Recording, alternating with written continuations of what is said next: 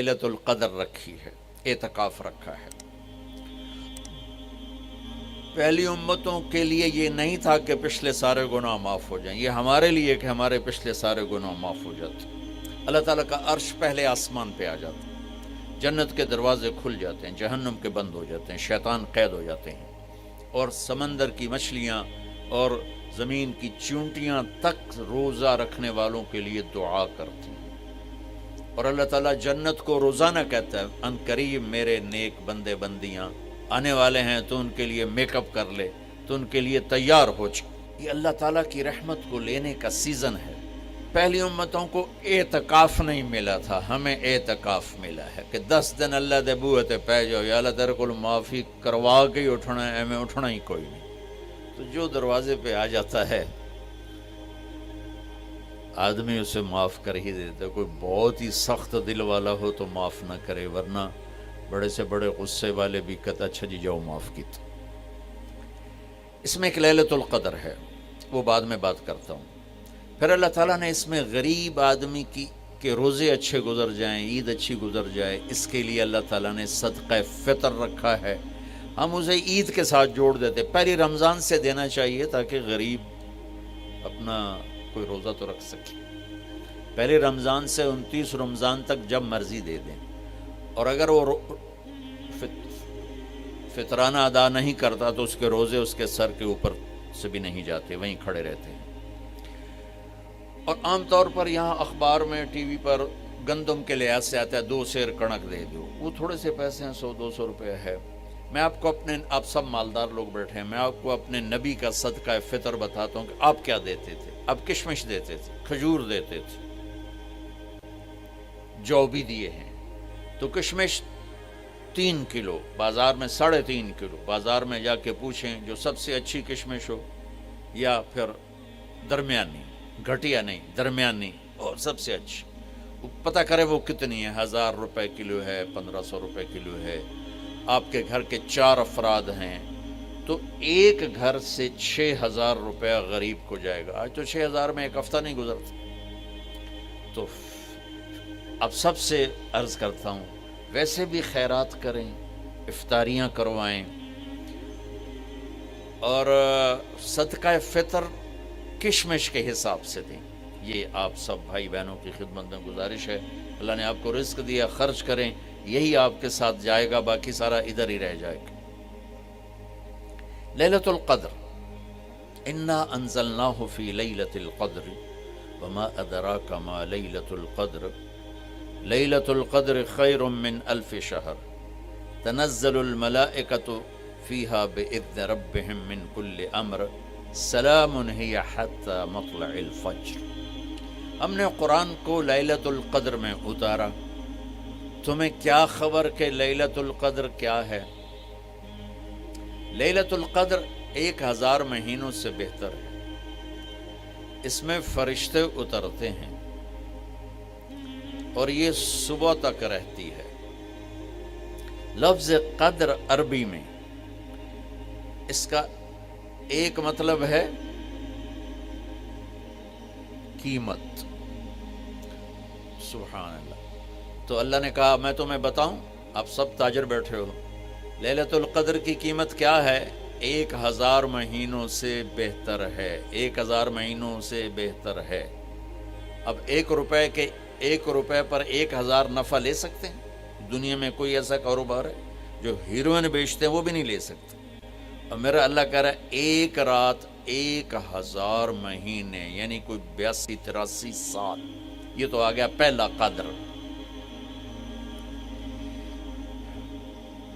دوسرا اس کا مطلب ہے تنگ پڑ جانا، تنگ پڑ وقت، فقدر علیہ رزقہ۔ تو تنزل الملائکۃ فیہا، تنزل الملائکۃ والروح فیہا، کہ اس رات اتنے فرشتے اترتے ہیں کہ زمین تنگ پڑ جاتی ہے۔ سبحان اللہ، اتنے فرشتے آتے ہیں زمین تنگ پڑ جاتی ہے۔ تیسرا مطلب ہے قدر، مقدار کو، تو اللہ تعالیٰ نے اس کا آخری مطلب بھی بتایا، سلام ہی حتی مطلع الفجر، کہ یہ فجر کی نماز تک، فجر کی اذان تک یہ رہتی ہے۔ 3 مطلب ہیں قدر کے، تینوں اللہ نے قرآن میں کور کیے۔ قیمت کیا ہے؟ 1000 مہینوں سے بہتر۔ تنگی کیا ہے؟ فرشتوں سے زمین بھر جاتی ہے۔ مقدار کیا ہے؟ صبح صادق۔ لیلۃ القدر 27 کی نہیں ہوتی، 21، 23، 25، 27، 29۔ اب یہ 5 راتیں جاگنے چھٹ، آپ لوگ تو ویسے رات کے بادشاہ ہو، جاگ لو۔ تو لیلۃ القدر مسجد میں نہ گزارو، گھر میں گزارو۔ یہ مسجدوں میں اشتہار لگ جاتے ہیں، فلاں کے ساتھ شب قدر گزاریں، فلاں حضرت کے ساتھ شب قدر گزاریں، پھر ادھر کوئی صلاۃ تسبیح پڑھ رہا ہے باجماعت، عورتیں صلاۃ تسبیح کی جماعت کرا رہی ہیں، اور پتہ نہیں اور کتنی عجیب و غریب قسم کی عبادات شروع ہو جاتی۔ یہ نفلی عبادت ہے، میرے نبی گھر میں پڑھتے تھے۔ آپ نے اشراق کے سوا ہر نفل گھر پڑھا، ہر سنت گھر میں پڑھی، تو آپ لیلۃ القدر کو یہ مستورات بھی آپ بھی اکٹھے ہو کے نہیں منانا، الگ الگ مصلی بچھا کر اپنے اللہ سے رونا دھونا کرو، اپنے اللہ کو منانا کرو، میں بھی کروں، آپ بھی کریں۔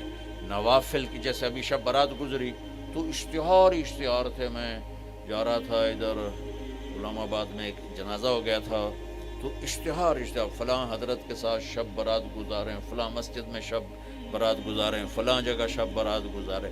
بھائی وہ گھر میں منانے کی ہے، مسجد میں نہیں۔ میرے نبی نے نفلوں کو تنہائی میں ادا کیا، فرض کو مجمع میں ادا کیا۔ لیلۃ القدر میں جاگنا نفل ہے، اور پھر جب اکٹھے ہو جائیں گے لوگ اور عورتیں تو پھر ساتھ غیبت بھی چلے گی، اور ایک غیبت کا بول ساری رات کو اڑا کے رکھ دے گا۔ مردوں یا عورت اکٹھے ہو جائیں، غیبت سے تو بچتے نہیں، نہ ہی رک سکتے ہم۔ سندھ سے ہم بائی روڈ آ رہے تھے، کراچی سے بائی روڈ جماعت تھی، تو وہ راستے میں بڑی غیبت کریں، نوجوان تھے سارے نئے نئے، میں چپ کر کے سنتا رہا۔ جب کوئی 2 دن گزر گئے نا، تو ہمارے پاس بڑی وین تھی، میں نے کہا بچوں ایک نصیحت کرتا ہوں کہ غیبت نہ کیا کرو، مذاق کرو، ہنسا کرو، کھیڑا کرو، غیبت نہ کرو۔ تھوڑی سی میں نے اس پہ بات کی تو بڑے متاثر ہوئے، کہا جی ٹھیک ہے انشاءاللہ آئندہ بالکل نہیں کریں۔ کوئی آدھا گھنٹہ گاڑی میں سناٹا رہا، آدھے گھنٹے کے بعد ایک بولے مولانا یہ غیبت نہ کری تو پھر گلاں کی کریے۔ یہ میرا کلچر ہے، لہٰذا عورتیں عبادت کے لیے بھی اکٹھی ہوں گی تو غیبت شروع ہوگی، مرد مسجد میں اکٹھے ہوں گے وقت ضائع ہوگا، غیبت شروع ہوگی۔ میرے بھائی بہنوں، ہر نفل کو گھر میں گزار، اپنے گھر کو بابرکت بناؤ، اپنے گھروں میں نفل پڑھو، تلاوت کرو، ذکر کرو۔ صرف اشراق کے نفل میرے نبی مسجد میں پڑھتے تھے 2 رکعت، باقی ہر نفل آپ نے مسجد میں ادا کی۔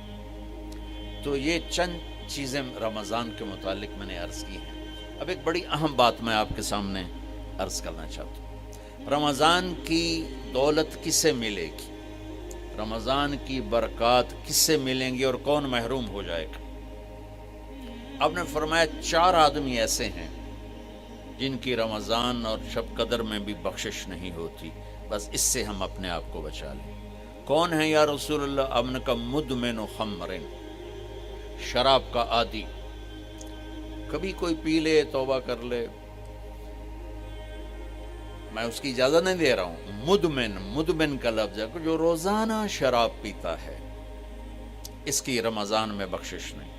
عاق لوالدیہ، جو ماں باپ کا نافرمان ہے، اس کی بخشش نہیں۔ قاطع الرحم، رشتہ داروں سے لڑنے والا، اس کی بخشش نہیں۔ المشاحن، دل میں بغض رکھنے والا، اس کی بخشش نہیں۔ ہر وہ چیز جو میرے آپ کے لیے نقصان دہ اللہ نے حرام کر دی، ہر وہ چیز جو میرے آپ کے لیے مفید ہے اللہ نے حلال کر دی۔ سود حرام کر دیا۔ ہمارے پاکستان کی معیشت نہیں، پوری دنیا کی معیشت ڈوبی پڑی ہے، سارے ملک قرضوں پہ چل رہے ہیں، سود نے پوری دنیا کو تباہ کر دیا۔ تو میرے اللہ تعالیٰ نے، آپ دیکھتے ہیں میرا اللہ کہتا ہے فَأَذَنُوا بِحَرْبٍ مِّنَ اللَّهِ وَرَسُولِهِ، اگر سود نہیں چھوڑو گے تو میرے اور میرے رسول مل کر تمہارے خلاف جنگ کریں گے۔ آئیں مل کر بھوک مٹائیں، بجھے ہوئے چولہے پھر سے جلائیں۔ غذائی قلت کے شکار ہزاروں افراد آپ کی مدد کے منتظر ہیں۔ آگے بڑھیں اور ان کی امید بنیں۔ اپنے صدقات اور عطیات MTJ فاؤنڈیشن تک پہنچائیں۔